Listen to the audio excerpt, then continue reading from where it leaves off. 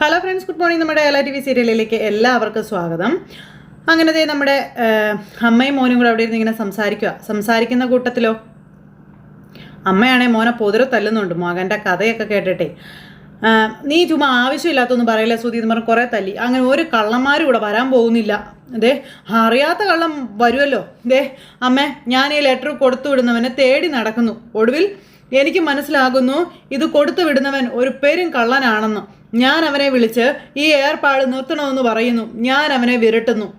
ആ ദേഷ്യത്തിന് അവൻ എന്നെ കൊല്ലാനായി അവനെ ഒരു രാത്രി ഈ വീട്ടിൽ കയറി വരുന്നു. പാവം എൻ്റെ അച്ഛൻ അവനെ പിടികൂടുന്നതും അവനെ കുത്തിക്കൊല്ലുന്നതും. അമ്മേ, ഉറപ്പായിട്ടും അങ്ങനെ സംഭവിക്കും അമ്മയെന്ന് പറഞ്ഞുകൊണ്ടിരിക്കുക കേട്ടോ. അമ്മയും അച്ഛനും കാണാൻ ആഗ്രഹിക്കുന്ന സ്ഥലങ്ങളൊക്കെ പോയി ദേ ഇഷ്ടമുള്ള ഭക്ഷണമൊക്കെ വാങ്ങിച്ച് കഴിച്ചോ, ഏത് നിമിഷവും നിങ്ങൾ തീരാം എന്നും പറഞ്ഞുകൊണ്ടിരിക്കുമ്പോഴത്തേക്കും ഒരു ശബ്ദം കേട്ടു. അയ്യോ അമ്മയെന്നും പറഞ്ഞുകൊണ്ട് അമ്മയും മോനും കൂടി ഇരിക്കും കേട്ടോ. അപ്പോൾ ശ്രുതി പിന്നെ ഓരോന്ന് പറഞ്ഞ് പേടിപ്പിക്കുന്നത്. ഇതിനകത്തൊരു കള്ളൻ കയറിയിട്ടുണ്ട്. അയ്യോ കള്ളനായിരിക്കുമോ മോനെ എന്ന് അമ്മ ചോദിക്കുമ്പോൾ അതിന് സാധ്യതയുണ്ട് അമ്മേ, സാധ്യതയുണ്ട്.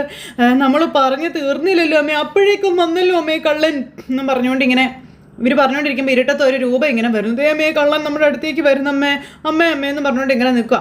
അപ്പോഴേക്കും ശ്രുതി വന്നിട്ട് ലൈറ്റ് ഇട്ടിട്ട് എന്താ ഇവിടെയെന്ന് ചോദിച്ചു. ശ്രുതി ആയിരുന്നോ അമ്മ? അല്ല നിങ്ങൾ രണ്ടുപേരും ഇവിടെ വന്ന് നിൽക്കുന്നതെന്ന് ചോദിച്ചു. കിടന്നിട്ടേ ഉറക്കം വരുന്നില്ല ശ്രുതി. ഡേ അന്നത്തെ പോലെ വീണ്ടും ഒരുത്തം വന്ന് എനിക്കൊരു ലെറ്റർ വന്നിട്ട് പോയതേ, ഇതൊന്ന് വായിച്ചു നോക്കിയെന്ന് പറഞ്ഞ് ശ്രുതിയെ കാണിച്ചു കൊടുക്കുക. അപ്പോൾ ശ്രുതി ഇത് വായിച്ചു കഴിഞ്ഞപ്പോൾ എന്തൊരു ന്യൂസൻസ് ചെയ്ത് എന്തൊക്കെ അതിനകത്ത് എഴുതി വെച്ചിരിക്കുന്നതെന്നൊക്കെ ചോദിച്ചു. അപ്പോൾ എനിക്ക് പേടിയാകുന്നു ശ്രുതി. ഡേ ഇങ്ങനെയൊക്കെ നടക്കാൻ സാധ്യതകളുണ്ട് ശ്രുതി. അപ്പോൾ ഒന്നും നടക്കാൻ പോകുന്നില്ല. ഇത് ശ്രുതിയെ കളിപ്പിക്കാൻ വേണ്ടിയിട്ട് ആരോ ചെയ്യുന്നതാണെന്ന കാര്യം ശ്രുതി പറഞ്ഞു. ഈ ലെറ്റർ കൊണ്ട് തന്നവനെ ശ്രുതി പിടിച്ചു വെക്കേണ്ടായിരുന്നു എന്ന് ചോദിക്കുമ്പം അല്ല അത് പിന്നെ ഞാൻ പിടിക്കാനേ ട്രൈ ചെയ്തതാണ്, പക്ഷെ അവൻ കടന്നു കളഞ്ഞു എന്ന് പറഞ്ഞു. പിന്നെ അവനെ ഞാൻ തേടിപ്പോയി. അവനറിയാവുന്ന 2 പേരെന്നോട് പറഞ്ഞത് അവനൊരു കള്ളനാണെന്നാണെന്നും കൂടുതൽ സമയം ജയിലിലാണ് അവനെന്നാണ് പറഞ്ഞതെന്നും പറഞ്ഞു. പിന്നെ 2 ദിവസം മുൻപ് അവൻ ജയിലിൽ നിന്ന് ഇറങ്ങിയതെന്നാണ് പറഞ്ഞതെന്നൊക്കെ കേട്ട് കഴിഞ്ഞപ്പോഴത്തേക്കും ശ്രുതിക്ക് ഭയങ്കര പേടി. എൻ്റെ ദൈവമേ, ഇനി നവീൻ ദാസ് വല്ലതും ആയിരിക്കും ഈ ലെറ്ററിൻ്റെ പിന്നിൽ. അവനും ജയിലിലായിരുന്നല്ലോ എന്നൊക്കെ പറഞ്ഞുകൊണ്ട് ഇങ്ങനെ നിൽക്കുക. അതാവാനും സാധ്യതയുണ്ടെന്നും പറഞ്ഞ് ശ്രുതി പേടിച്ച് വിറച്ചിങ്ങനെ നിൽക്കുക കേട്ടോ. ശ്രുതിക്ക് മനസ്സിലായി തനിക്ക് വരുന്ന ഭാരമായിരുന്നു. ശ്രുതി എന്നിട്ട് ഇതും പിടിച്ചുകൊണ്ട് നിൽക്കുമ്പോൾ ഒന്നെങ്കിൽ ശ്രുതിയെ കളിപ്പിക്കാൻ വേണ്ടിയിട്ട് ആരോ ഒന്ന് ചെയ്യുന്നതാ, അല്ലെങ്കിൽ കാശ് തട്ടിയെടുക്കാൻ വേണ്ടി ചെയ്യുന്നതായിരിക്കും. അല്ലാതെ ഇങ്ങനെയൊക്കെ സംഭവിക്കുമോ എന്ന് ചോദിച്ച ശ്രുതി ഇങ്ങനെ ചന്ദ്രയോടും മകനോടും പറയുന്നു. പോലീസിലൊക്കെ പരാതി നൽകിയ അന്വേഷണത്തിൻ്റെ ഭാഗമായി പോലീസ് വീട്ടിലും ഷോറൂമിലൊക്കെ വരും. ചന്ദ്ര പറഞ്ഞ് പോലീസ് പരാതി കൊടുക്കാവുന്നേ, ആളുകൾ അറിഞ്ഞു കഴിഞ്ഞിട്ടുണ്ടെങ്കിൽ കച്ചവടവും കുറഞ്ഞു പോവില്ലേ എന്നൊക്കെ ചോദിച്ച ശ്രുതി ഇത് പറഞ്ഞിങ്ങനെ അമേരിക്ക എടുക്കും കേട്ടോ. അപ്പോൾ ശരി അമ്മേ, പോലീസിലൊന്നും കംപ്ലൈൻറ്റ് കൊടുക്കണ്ട, അത് ശരിയാവില്ല. അപ്പോൾ എത്ര നാൾ നമ്മളിങ്ങനെ പേടിച്ച് കഴിയും? അത് പിന്നെ അവൻ ഇനിയും ലെറ്റർ തരാനായിട്ട് വരും അമ്മേ. അവൻ എന്നെ ആക്രമിക്കാനുള്ള സാധ്യതകളൊക്കെ ഉണ്ട്. ഞാനൊരു ബോഡി ഗാർഡിനെ വെച്ചാലോ അമ്മയെന്ന് ചോദിക്കുമ്പം അതൊന്നും വേണ്ട എൻ്റെ സുധി. അപ്പോൾ വേണം, ബോഡി ഗാർഡിനെ വെക്കുന്നത് വളരെ നല്ലതാണ്. ലെറ്ററുമായിട്ട് വരുന്നവനെ അവൻ പിടി കൂടിക്കോളൂ എന്ന് പറഞ്ഞു. ഇനി അഥവാ ആക്രമിച്ചാൽ അവൻ ചെറുക്കുമല്ലോ. അത് ശരിയാ, എനിക്ക് എൻ്റെ ജീവനിൽ കൊതിയുണ്ട് ശ്രുതി. ബോഡി ഗാർഡിനെ വെച്ചേ പറ്റുള്ളൂ എന്നായി. പിന്നെ എന്തെങ്കിലുമൊക്കെ ചെയ്യേ. ഇപ്പോൾ തൽക്കാലം ചെന്ന് കിടന്ന് ഉറങ്ങാൻ നോക്കും ശ്രുതി എന്ന് പറഞ്ഞുകൊണ്ട് ശ്രുതിയെ പറഞ്ഞു വിടുക. ശ്രുതിയെ പോയി കഴിഞ്ഞപ്പോഴത്തേക്കും ശ്രുതി ഇതും പിടിച്ചുകൊണ്ട് ഇങ്ങനെ അവിടെ നിൽക്കുക കേട്ടോ. അത് കഴിഞ്ഞ് പിന്നെ കാണിക്കുന്നതെന്ന് പറഞ്ഞിട്ടുണ്ടെങ്കിൽ ആൻ്റണി അവിടെ ഇരിക്കുക. ആൻ്റണി അവിടെ ഇരുന്നിങ്ങനെ ഫോണിൽ വിളിച്ചിട്ട് കിട്ടാതെ ഇങ്ങനെ ഇരിക്കുമ്പോഴേക്കും നമ്മുടെ രേവതി അങ്ങോട്ടേക്ക് വന്നു. എന്തിനാ നീ ഫോണിൽ വിളിക്കുന്നത്? അപ്പോൾ ആരെയോ പോയി പിടിച്ചുകൊണ്ട് വരാനൊക്കെ പറഞ്ഞുകൊണ്ട് വിളിച്ചിട്ട് ഫോണും കട്ട് ചെയ്തേ ഉണ്ടായിരുന്നുള്ളൂ ആൻ്റണി. നീ എന്തിനാ ഫോണിൽ വിളിക്കുന്നേ? നിനക്ക് പോയി അങ്ങ് പിടിച്ചോണ്ട് വന്നുകൂടായിരുന്നോ എന്നൊക്കെ ചോദിച്ച് രേവതി അങ്ങ് ചെല്ലുമ്പം ആരേത് രേവതി ചേച്ചിയോ എന്നും ചോദിച്ചപ്പോൾ ഭയങ്കര സ്നേഹം. അപ്പോൾ ഇരിക്കുക ചേച്ചി. അപ്പോൾ ചേച്ചിയോ നിൻ്റെ അഭിനയം ആദ്യം നിർത്തടാന്ന് പറഞ്ഞു. ഇങ്ങനെ നല്ലവനായിട്ട് അഭിനയിച്ചിട്ടല്ലേടാ എൻ്റെ അനിയനെ കൂടെ കൂട്ടി നശിപ്പിക്കുന്നതെന്ന് രേവതി ചോദിക്കുമ്പം നശിപ്പിക്കാനോ? ശരത്ത് എൻ്റെ അനിയനാണ്, ഫ്രണ്ടാണ്. ഞാൻ അങ്ങനെയൊക്കെ ചെയ്യുമോ ചേച്ചി എന്ന് ചോദിക്കുമ്പോൾ നിന്നെപ്പോലൊരു ഫ്രണ്ട് മതി ഒരുത്തൻ്റെ ഭാവി തുലയ്ക്കാൻ. അപ്പോൾ അവന് ഞാൻ നല്ലൊരു ജോലി കൊടുത്തു. മാസാമാസം നല്ലൊരു തുക ശമ്പളമായിട്ടും കൊടുക്കുന്നുണ്ടെന്നും അവൻ നല്ല രീതിയിൽ ജീവിക്കുന്നതേ ഞാൻ കാരണമാണെന്നും എന്നിട്ടാണോ അവൻ്റെ ഭാവി ഞാൻ തൊലച്ചെന്ന് ചേച്ചി പറയുന്നതെന്ന് ആൻ്റണി ചോദിക്കുമ്പോൾ അവൻ്റെ ഒരു ജോലി ശമ്പളം നിൻ്റെ തമ്മാടിത്തരത്തിന് കൂട്ടു നിൽക്കാനല്ലേടാ ജോലി. നിന്റെ കൂടെ കൂടിയതോടെ അവൻ കുടിക്കാനും സിഗരറ്റ് വലിക്കാനും ഒക്കെ തുടങ്ങി എന്ന് പറയുമ്പം അതിനിപ്പോൾ എന്താ, അതൊരു നല്ല കാര്യമല്ലേ എന്ന് ആൻ്റണി ചോദിക്കുന്നു. അപ്പോൾ കൂടെ നിന്നവൻ ചിരിച്ചു. എന്താടാ ചിരിക്കുന്നേ? നിന്നെപ്പോലൊരു തെമ്മാടിക്ക് അതൊക്കെ നല്ല കാര്യമായിരിക്കും. അവനെ നല്ല രീതിയിലാണ് ഞങ്ങളുടെ അച്ഛനും അമ്മയും വളർത്തിയത്. നിൻ്റെ കൂടെ കൂടിയതിന് ശേഷമാണ് അവൻ ഇങ്ങനെയൊക്കെ കെട്ടുപോയതെന്നൊക്കെ പറയുമ്പം അങ്ങനെ കെട്ടുപോകാതിരിക്കണമെങ്കിലേ എടുത്തുമല്ല ഫ്രിഡ്ജിലും കൊണ്ട് വയ്ക്കാൻ പറഞ്ഞു. ഇവിടെ വന്ന് ഇങ്ങനെ ഉറങ്ങി തുള്ളാതെ എന്ന് പറയുമ്പോൾ എന്താടാ കളിയാക്കാണോ നീ? അടുത്തതിനെ പല്ലിയാൻ താഴെ ഇടുമെന്ന് രേവതി ആൻ്റണിയോട് പറഞ്ഞു. അതിനൊക്കെ വളർന്നോ നീ എന്ന് ആൻ്റണി തിരിച്ചു ചോദിക്കുന്നു. ഓവറാവാൻ നിൽക്കല്ലേ, ക്ഷമയ്ക്കൊക്കെ ഒരു പരിധിയുണ്ട്, ഇറങ്ങി പോടി വെളിയിലെന്ന് പറയുമ്പം എന്താണെന്ന് എന്നെ വിളിച്ച് എടിയുന്നോ നിന്നെ ഞാനെന്ന് പറഞ്ഞു രേവതി അടിക്കാൻ കൈ പൊക്കിയപ്പോഴത്തേക്ക് ഇവൻ കയ്യെ പിടിച്ച് ഇങ്ങനെ ഞെരുക്കിയിട്ട് രേവതിയെ പിടിച്ച് ഒറ്റ തള്ളു. രേവതിയുടെ തല ഇടിച്ച് രേവതി പോയി വീണു. അപ്പോൾ തലയുടെ പുറകുവശമാണ് പോയി ഇടിച്ചത്. ശരത്തിൻ്റെ ചേച്ചി ആയതുകൊണ്ടാണ് ഞാൻ കൂടുതലൊന്നും ചെയ്യാത്തത്. എഴുന്നേറ്റ് പോകാൻ നോക്ക് എന്നും പറഞ്ഞുകൊണ്ട് ഈ ആൻ്റണി ഇങ്ങനെ പറയുക. വാടാ എന്നും പറഞ്ഞുകൊണ്ട് ഇവൻ അങ്ങോട്ട് പോകുമ്പോൾ എടാ നിൽക്കടാ അവിടെ എന്ന് പറഞ്ഞു രേവതി പിന്നെയും വിളിച്ച് രേവതി എഴുന്നേറ്റു. അപ്പോൾ ഇവന്മാർ തിരിഞ്ഞിങ്ങനെ നിൽക്കുക കേട്ടോ. ഇന്ന് ഞാനെന്ന് പറഞ്ഞു രേവതി ചെന്ന് അവൻ്റെ കുത്തിന് പിടിച്ചു. അപ്പം നീ എൻ്റെ ദേഹത്ത് കൈ വയ്ക്കാം, കൊല്ലൂടാ നിന്നെ ഞാനെന്നും പറഞ്ഞ് രേവതി ചെന്ന് ഇങ്ങനെ പറയുമ്പോൾ ഇവിടെ നിന്ന് പോകാനല്ലേ നിന്നോട് പറഞ്ഞതെന്ന് ചോദിച്ചു ആൻ്റണി.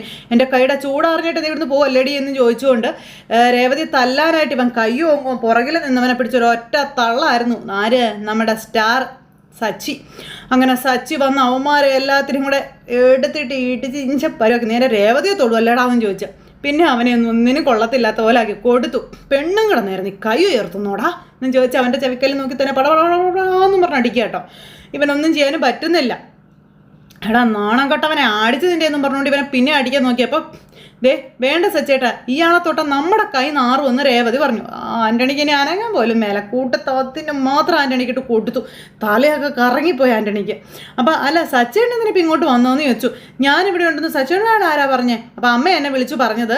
നീ ഇവനെ കണ്ട് ചോദിക്കും നീ അമ്മയോട് പറഞ്ഞിരുന്നില്ലേ എന്ന് ചോദിച്ചു. ഇവിടെ എന്ത് നടക്കുമെന്ന് എനിക്ക് നന്നായിട്ട് അറിയാമായിരുന്നു, അതുകൊണ്ടാണ് ഞാൻ പെട്ടെന്ന് ഇങ്ങോട്ട് വന്നതെന്ന കാര്യം സച്ചി പറയാം കേട്ടോ. നീ എന്തിനാ ഇവൻ്റെ അടുത്തേക്ക് തനിച്ചു വന്നത്? ഇവൻ എങ്ങനെയുള്ളവനാണെന്ന് നിനക്കറിയില്ലേ എന്നൊക്കെ സച്ചി ചോദിക്കുമ്പോൾ സച്ചേട്ടാ ഇവൻ ശരത്തിനെ കൂടെ കൂട്ടി നശിപ്പിക്കുകയാണെന്ന് പറയുമ്പം നശിപ്പിക്കാനാണെന്താ ചെറിയ കുട്ടിയാണോ, അവനത് ബുദ്ധിയില്ലേന്ന് ചോദിച്ചു. ഈ തെമ്മാടിയോടൊക്കെ കൂടെ കൂട്ടുന്ന അവരെ പറഞ്ഞാൽ പോരെ എന്നും സച്ചി രേവതിയോട് ചോദിക്കും കേട്ടോ. നീ വന്നേ വാ പോകാമെന്നും പറഞ്ഞു വിളിച്ചുകൊണ്ട് പോകുമ്പം 1 മിനിറ്റ് എന്നും പറഞ്ഞ് നിൽക്കുമ്പോൾ ഇനി എന്താണെന്ന് ചോദിച്ചു. എൻ്റെ ചെരുപ്പ് ഞാൻ എടുത്തോട്ടെ എന്ന് രേവതി. എന്നിട്ട് ചെരുപ്പ് എടുക്കാൻ വേണ്ടിയിട്ട് രേവതി ഇങ്ങനെ കുനിഞ്ഞപ്പോഴത്തേക്കും രേവതിയുടെ കഴുത്തേ കൂടി ഇങ്ങനെ ചോര ഒഴുകുന്നത് സച്ചി കണ്ടു. ഇതെന്താ ഇതെന്ന് ചോദിച്ചു. അപ്പം സച്ചേട്ടാ വേണ്ട വാ അതൊന്നും ഇല്ല സച്ചേട്ടാ എന്നും പറഞ്ഞുകൊണ്ട് ഇങ്ങനെ നിൽക്കുക കേട്ടോ നമ്മുടെ രേവതി. സച്ചി അവനെ തുറിച്ചു നോക്കി ഇങ്ങനെ നിൽക്കുക. അവനാണെങ്കിൽ തല കറക്കി ഇങ്ങനെ നിൽക്കുക. സച്ചേട്ടാ ഒന്നുമില്ല സച്ചേട്ടാ വാ. അപ്പോൾ രേവതിക്ക് പേടിയായി സച്ചി അവനെ കൊല്ലുമെന്ന് പോലും. ചെന്നിട്ട് അവനെ കസേരയിലേക്ക് അങ്ങ് ഇരുത്തിയിട്ട് ഒരൊറ്റ ചവിട്ടായിരുന്നു. ആ ചവിട്ടിൽ അവൻ ഇഞ്ചപ്പരുവായി. പിന്നെ അവൻ എങ്ങനെയൊക്കെയോ എഴുന്നേറ്റ് വന്ന് സച്ചി ചവിട്ടാൻ നോക്കിയപ്പോഴത്തേക്കും സച്ചി അവനെ ആട്ടപ്പടലായിട്ട് പൂട്ടി അവന് ശ്വാസം പോലും ഇല്ലാത്ത രീതിയിലാക്കി. സച്ചേട്ടൻ ഇവനെ പോലെയുള്ള ഒരുത്തനെ കൊന്നിട്ട് സച്ചേട്ടൻ ഇതിനെ വെറുതെ ജയിലിൽ പോയിട്ട് ജീവിതം കളയുന്നതെന്ന് രേവതി ചോദിക്കും. ഇവനാണ് അനങ്ങാൻ മേലാണ്ട് ഇങ്ങനെ നോക്കി കിടക്കും കേട്ടോ.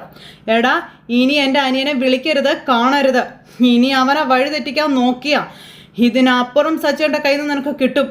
പിന്നെ നീ എഴുന്നേറ്റ് നടക്കില്ല എന്നും രേവതി ഇവനോട് പറഞ്ഞു. പ്രതികാരം ചെയ്യുമെന്നായിരിക്കും നിന്റെ മനസ്സിലിപ്പോൾ ഉള്ളത്. എടാ രേവതിയുടെ മുന്നിൽ അവളുടെ കുടുംബത്തിന് മുന്നിലോ നീ ഇനി വന്നാ കൊന്നുകളയും തന്നെ ഞാനെന്ന് സച്ചി ഈ ആൻ്റണിയോട് അവസാന താക്കീതും കൊടുത്ത് രേവതിയും കൊണ്ട് നേരെ ഹോസ്പിറ്റലിൽ പോയി.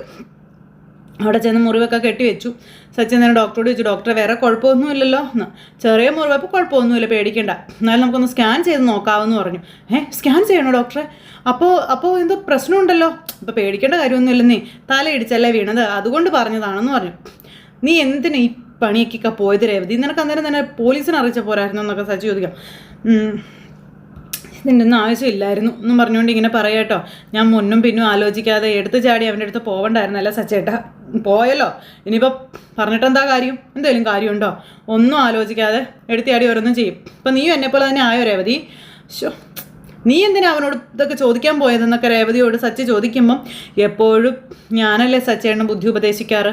ഇപ്പോഴത്തെ സച്ചേട്ടൻ എന്നെ പറഞ്ഞ് മനസ്സിലാക്കാൻ നോക്കും. സച്ചേട്ടനാണെങ്കിൽ എന്നെ പോലെ ആയി എന്ന് പറയുമ്പോൾ എൻ്റെ പൊന്നോ വേണ്ട, എനിക്ക് ഞാനായാൽ മതി, നീ ആയാലും മതി, അതാ കേട്ടോ നമുക്ക് നല്ലതെന്നൊക്കെ സച്ചി ഇങ്ങനെ രേവതിയോട് പറയുമ്പോഴേക്കും സ്കാൻ ചെയ്യാൻ പോകണമെന്ന് പറഞ്ഞ് നേഴ്സ് അങ്ങോട്ടേക്ക് വന്നിട്ട് രേവതിയെ സ്കാൻ ചെയ്യാൻ കൊണ്ടുപോവുക. ഈ സമയത്ത് നമ്മുടെ അമ്മ ഫോൺ വിളിക്കുക. അപ്പോൾ സച്ചിയാണ് കോൾ എടുക്കുന്നത്. അപ്പോൾ രേവതി ആൻ്റണിയെ കാണാൻ പോയില്ലല്ലോ, മോൻ അവളോട് കാര്യമൊക്കെ പറഞ്ഞ് മനസ്സിലാക്കിയില്ലെന്ന് ചോദിച്ചു. അമ്മ എന്നെ വിളിച്ച് പറയുന്നതിന് മുന്നേ അവൾ ആൻ്റണിയെ കാണാൻ പോയി, പിന്നെ കൃത്യസമയത്ത് ഞാൻ അവിടെ എത്തിയോണ്ട് ഇത്രേ പറ്റുള്ളൂ എന്ന് പറഞ്ഞു. അതെന്താ? അവർ തമ്മിൽ എന്തെങ്കിലും പ്രശ്നമായോ? അവൾക്ക് എന്തെങ്കിലും കുഴപ്പം പറ്റിയോ? അവൻ രേവതി എന്തെങ്കിലും ചെയ്തോ എന്ന് ചോദിക്കുമ്പോഴത്തേക്ക് സച്ചി വിവരങ്ങളെല്ലാം പറഞ്ഞു. അമ്മ പേടിക്കൊന്നും വേണ്ട എന്ന് പറഞ്ഞു. അയ്യോ മുറിവോ? നല്ല മുറിവുണ്ടോ എന്നൊക്കെ ചോദിച്ചു. അമ്മ ഭയങ്കര കരച്ചിൽ. അമ്മ അവളിപ്പോൾ അമ്മോൻ അവളുടെ കൈ കൊടുക്കാൻ പറഞ്ഞു. അമ്മ അവളിപ്പോൾ എൻ്റെ അടുത്തില്ല, സ്കാൻ ചെയ്യാൻ കൂട്ടിക്കൊണ്ട് പോയെന്ന് പറഞ്ഞു. അയ്യോ സ്കാനിങ്ങോ, എന്താ എൻ്റെ മോക്ക് പറ്റിയെന്നൊക്കെ ചോദിച്ചു. അമ്മ പേടിക്കേണ്ട, അവൾക്ക് പ്രത്യേകിച്ച് കുഴപ്പമൊന്നുമില്ല എന്നൊക്കെ പറഞ്ഞ് സമാധാനിപ്പിക്കുക. ഞാൻ വേഗം അങ്ങോട്ട് വരാൻ മോനെന്ന് പറഞ്ഞ് ഫോൺ അങ്ങ് കട്ട് ചെയ്തു കേട്ടോ. സച്ചിയാണെങ്കിലോ ആകെ കരഞ്ഞിങ്ങനെ നിൽക്കുക. ഇത് കഴിഞ്ഞ് പിന്നെ കാണിക്കുന്ന ശ്രുതി അവിടെ ഷോറൂമിൽ ഇങ്ങനെ തല പുകഞ്ഞ് നിൽക്കും. അപ്പോൾ ശ്രുതി ഇങ്ങനെ വന്ന് ശ്രുതിയെ സമാധാനിപ്പിക്കുമ്പം എൻ്റെ ബോഡി ഗാർഡായി നിർത്താനുള്ള ഒരുത്തനെ പോലും എനിക്ക് കിട്ടിയില്ല, അറിയുമെന്നൊക്കെ ചോദിക്കുന്നു. അപ്പോൾ എങ്ങനെ കിട്ടാനാ? വരുന്നവരോടും പോകുന്നവരോടും എല്ലാം കേരളത്തിൽ ഇപ്പോഴത്തെ പോപ്പുലേഷൻ എത്ര, ബൾബ് കണ്ടുപിടിച്ചത് ആരാ, ഐൻസ്റ്റീൻ്റെ അമ്മയുടെ പേരെന്താ, ഇങ്ങനെയൊക്കെ ചോദിച്ചാൽ എങ്ങനെ കിട്ടാനാണെന്ന് ശ്രുതി അന്നേരം ചോദിക്കുക. ശ്രുതി, അവർ കളക്ടർ ജോലിക്കൊന്നും അല്ല ഇങ്ങോട്ട് വരുന്നേ, പിന്നെ കരാട്ടെ അറിയാവോ എന്നൊക്കെ ചോദിച്ചാൽ അതിനൊരു രസമുണ്ട്. എൻ്റെ പൊന്നു ശ്രുതി, ഇവരുടെ ഒന്നും അറിവും ബുദ്ധിയൊന്നും പരീക്ഷിക്കേണ്ട കാര്യമൊന്നുമില്ല. നമ്മൾ പറയുന്നതൊക്കെ അനുസരിക്കുന്ന ഒരു മണ്ടനായാലും മതിയെന്ന് ശ്രുതിക്ക് പറഞ്ഞു കൊടുക്കുക. അപ്പോൾ ബോഡി ഗാർഡ് ഇല്ലാതെ എനിക്കിനി ഒരടി പോലും മുന്നോട്ട് പോകാൻ പറ്റത്തില്ല ശ്രുതി. എൻ്റെ പൊന്നു ശ്രുതി, നീ ഇങ്ങനെ ടെൻഷൻ ആവല്ലേ. അങ്ങനെ ഞാൻ ടെൻഷൻ ആവാതിരിക്കുമെന്ന് ചോദിക്കുമ്പം 2-3 പേരും കൂടി വിളിച്ചിരുന്നു. അവരിപ്പോൾ വരുമെന്ന് പറഞ്ഞു. അങ്ങനെ തടിമാടന്മാരായിട്ടുള്ള 2 ചേട്ടന്മാരവിടെ വന്നു. അപ്പോൾ ഒരു ബോഡി ഗാർഡിന് ആവശ്യമുണ്ട് എന്നൊക്കെ പറഞ്ഞായിരുന്നു എന്നും പറഞ്ഞുകൊണ്ട് വന്നയാൾ ശ്രുതിയോട് പറഞ്ഞു. അപ്പോൾ ഇയാളെ കണ്ടപ്പോൾ നമ്മുടെ ശ്രുതിക്ക് പേടി, കാരണം ഭയങ്കര സൈസിലുള്ള ഒരാളാണേ. അപ്പോൾ അങ്ങനെ വന്നതാ, അതുകൊണ്ട് യൂണിഫോമിൽ തന്നെ വന്നതാണെന്ന് അദ്ദേഹം പറയാം. അപ്പോൾ ശരി വരൂ, ഇവിടെ ഒരു ഇൻ്റർവ്യൂ ഉണ്ട്, അത് അറ്റൻഡ് ചെയ്യണമെന്ന് പറഞ്ഞു. അപ്പോൾ ശരി സാർ എന്ന് പറഞ്ഞു. ഇയാൾ ശ്രുതിയുടെ പുറകെ ചെല്ലുന്നു. അപ്പോൾ ശ്രുതി എന്നിട്ട് അയാളോട് ചോദ്യങ്ങളൊക്കെ ചോദിക്കുന്നു. ഇതിനു മുമ്പ് എവിടെയെങ്കിലും ബോഡി ഗാർഡായിട്ട് വർക്ക് ചെയ്തിട്ടുണ്ടോ എന്നൊക്കെ ചോദിക്കുമ്പം 5ഓളം സ്ഥാപനങ്ങളിൽ ഞാൻ വർക്ക് ചെയ്തിട്ടുണ്ട്, 5 പേരുടെയും ബോഡി ഗാർഡായിരുന്നു ഞാൻ എന്നൊക്കെ പറഞ്ഞ് ഭയങ്കര ഇതായിട്ട് ഇദ്ദേഹവും സംസാരിക്കുന്നു. അതിൽ ഏതുവരെ പഠിച്ചു എന്ന് ചോദിച്ചു. അപ്പോൾ ഡിഗ്രി വരെ പഠിച്ചെന്ന് പറഞ്ഞു. അതിവിടെ വലിയ അഹങ്കാരത്തോടെ ഒന്നും പറയണ്ട. 7 ഡിഗ്രി ഉള്ളവനായി ഞാൻ എന്ന് പറയുമ്പം എത്ര ഡിഗ്രി ഉണ്ടായിട്ട് എന്താ, ഡിഗ്രി കൊണ്ട് അടി തടക്കാൻ കഴിയില്ലല്ലോ സാറേ, അതിന് എന്നെ പോലെ ഉള്ളവർ തന്നെ വേണ്ടേ എന്നാ ചേട്ടൻ ചോദിക്കുമ്പോൾ താൻ ആൾ കൊള്ളാമല്ലോ ഒന്ന് ശ്രുതി. ശരി, ഞാൻ ചില ചോദ്യങ്ങളൊക്കെ ചോദിക്കും, അതിനെനിക്ക് കൃത്യമായിട്ടുള്ള മറുപടി കിട്ടണം. ഫസ്റ്റ് ക്വസ്റ്റ്യൻ, റഷ്യയുടെ പ്രസിഡന്റ് ആരാന്ന് ചോദിച്ചു. അപ്പോൾ ഇയാൾ അന്തം വിട്ടിങ്ങനെ ഇരിക്കും കേട്ടോ. ശ്രുതി, അത്തരം ചോദ്യങ്ങളൊന്നും വേണ്ട എന്ന് ശ്രുതി പറയണം. ഇദ്ദേഹം ഡിഗ്രി വരെ പഠിച്ചെന്ന് പറഞ്ഞല്ലോ, അതൊക്കെ ധാരാളം മതി എന്ന് പറഞ്ഞു. എന്നാലും എന്നാൽ പോട്ടെ, ശരി, വേണ്ടെങ്കിൽ വേണ്ട. അപ്പം അതിലേക്ക് അടികൂടാൻ അറിയാമോ എന്ന് ചോദിക്കുമ്പോൾ അറിയാം. ആരോടാണ് സാർ ഞാൻ അടികൂടേണ്ടതെന്ന് ചോദിച്ചപ്പോൾ അല്ല ഇപ്പം ആരോടും അടികൂടണ്ട, ഞാൻ വെറുതെ ചോദിച്ചെന്നേ ഉള്ളൂ എന്ന് പറഞ്ഞു. ശരി, എനിക്ക് ബോക്സിംഗ് ഒക്കെ അറിയാം സാർ എന്ന് പറഞ്ഞു. അപ്പോൾ പിന്നെ ശ്രുതി, എനിക്ക് തോന്നുന്നേ പൈലി ഓക്കെ ആണെന്നാ കേട്ടോ എന്ന് ശ്രുതി പറയുമ്പം ആണോ, നീ ഓക്കെ ആണെങ്കിൽ പിന്നെ ഞാനും ഓക്കെ ആണല്ലോ എന്ന് ശ്രുതി. ചേട്ടന് സന്തോഷമായി. പൈലി, ദേ നോക്ക്, താങ്കളെ ഞാൻ എൻ്റെ ബോഡി ഗാർഡായിട്ട് നിയമിച്ചിരിക്കുകയാണെന്നും കൺഗ്രാജുലേഷൻസ് എന്നൊക്കെ പറയുമ്പോൾ എനിക്ക് അറിയാമായിരുന്നു സാർ എന്നാ ചേട്ടൻ. അതുകൊണ്ടാണ് യൂണിഫോമൊക്കെ ഇട്ടുകൊണ്ട് വന്നതെന്ന് ചോദിക്കുമ്പോൾ അതെ സാർ എന്ന് പറഞ്ഞു. കോൺഫിഡൻസ് അതെനിക്കിഷ്ടമായി എന്നും പറഞ്ഞു ശ്രുതി ഇങ്ങനെ ഇരിക്കുക കേട്ടോ. പിന്നെ ആഴ്ചയിൽ ഒരു ദിവസം ലീവ്, രാവിലെ 10 മണിക്ക് മുൻപേ ഇവിടെ എത്തണമെന്നും രാത്രി 10 മണി വരെ ഇവിടെ എൻ്റെ കൂടെ ഉണ്ടാവുകയും വേണം. ശരി സാർ, ഓക്കെ. പിന്നെ വീട്ടിലേക്ക് എൻ്റെ കൂടെ ഒന്നുമില്ല. അതുമാത്രമല്ല അവിടെ നിൽക്കാൻ അച്ഛൻ സമ്മതിക്കത്തില്ല. അയ്യോ അതൊന്നും ഞാൻ വരത്തില്ല സാർ. പിന്നെ ഇടയ്ക്കിടയ്ക്ക് ലീവ് ഒന്നും ചോദിച്ചുകൊണ്ട് വരരുത്. ഇല്ല, ചോദിക്കത്തില്ല സാർ, ചോദിക്കുകയില്ല. പൈലി എപ്പോഴും എൻ്റെ പരിസരത്തൊക്കെ തന്നെ ഉണ്ടാവണം. അപ്പോൾ ഉണ്ടാവും സാർ എന്നും പറഞ്ഞു. അതൊക്കെ ആയിട്ട് ചിരിച്ചുകൊണ്ടിരിക്കുക നമ്മുടെ ശ്രുതി. പിന്നെ ഈ ഷോറൂമിൽ വരുന്ന എല്ലാവരെയും ശരിക്കും നിരീക്ഷിക്കണം. അപ്പം നിരീക്ഷിച്ചിരിക്കും സാർ. എന്നെ ആക്രമിക്കാനോ മറ്റോ ആരെങ്കിലും തുനിയില്ല, അപ്പോൾ അവനെ തൂക്കിയെടുത്ത് എറിഞ്ഞേക്കണം. അപ്പോൾ അങ്ങനെ തന്നെ ചെയ്യും സാർ. അപ്പോൾ അവൻ പിന്നെ എഴുന്നേറ്റ് നടക്കത്തില്ല എന്ന് പറഞ്ഞു. അപ്പം നടക്കരുത്. അപ്പം ഇല്ല സാറെന്ന് വന്ന് പൈലിയും പറഞ്ഞു. പിന്നെ തുടക്കം മാസത്തിൽ ഞാനൊരു 10,000 രൂപ ശമ്പളമായിട്ട് തരും. അപ്പോൾ ഓക്കെ എന്ന് പറഞ്ഞു. പിന്നെ തൻ്റെ ജോലി നോക്കിയിട്ട് ശമ്പളം വേണമെങ്കിൽ കൂട്ടി തരാം. തുടക്കത്തിൽ സാലറി അത്രയും മതി സാർ, പക്ഷേ ഫുഡ് എനിക്ക് വേണമെന്ന് പറഞ്ഞു. അപ്പോൾ ഓഫ് കോഴ്സ് അതിനൊരു ലിസ്റ്റ് തന്നെ ഉണ്ട്. ലിസ്റ്റോ? അപ്പോൾ അതെ ഫുഡിന് ലിസ്റ്റോ. രാവിലെ 20 ഇഡ്ഡലി. അപ്പോൾ ഇത് കേട്ട് ഇവർ ഞെട്ടി. അല്ലെങ്കിൽ 20 കഷ്ണം പുട്ട്. 20 കഷ്ണം പുട്ടോ? അതിന് വേണ്ടുന്ന കറി വേണം. പിന്നെ ഉച്ചയ്ക്ക് സാധാരണ 4 പേര് കഴിക്കുന്ന ചോറ് വേണം. 4 പേരോ? അതിന് വേണ്ടുന്ന മീൻ കറി വേണം. പിന്നെ 20 പുഴുങ്ങിയ മുട്ട വേണം. അപ്പോൾ അയക്കൂറ ഫ്രൈ 3 എണ്ണം. പിന്നെ ഒരു കോഴിയെ ഫുള്ളോടെ നിർത്തി പൊരിച്ചത്. അപ്പോൾ തൂവലോടെയോ? തൂവലൊന്നും വേണ്ട സാർ, ഇറച്ചി മാത്രം മതി. അയ്യോ ഭാഗ്യം എന്ന് പറഞ്ഞിരിക്കുക. പിന്നെ എനിക്ക് ആട്ടിൻ സൂപ്പ് വേണം. ഇനി അതായിട്ട് കുറയ്ക്കുന്നതിനകത്തിനാണെന്ന്. ഇപ്പം ആട്ടിൻ സൂപ്പോ? രാത്രി 20 ചപ്പാത്തി, അതിന് വേണ്ടത് മട്ടൻ കറി. ഇതെല്ലാം ദഹിക്കാനായി 2 ഡസൻ വാഴപ്പഴം. ഇത്രയും മതിയോ? ഇത്രയും ധാരാളം മതി സാർ എന്നും പറഞ്ഞുകൊണ്ട് അയാളിങ്ങനെ സുധിയോട് പറയുമ്പോൾ സുധി അന്തം വിട്ടിങ്ങനെ നോക്കിയിരിക്കുന്നിടത്ത് നമ്മുടെ കഥ അവസാനിച്ചപ്പോൾ എല്ലാവർക്കും നല്ലൊരു ദിവസം ആശംസിക്കാം കേട്ടോ. വീണ്ടും കാണുന്നത് വരെ എല്ലാവർക്കും ടാറ്റാ.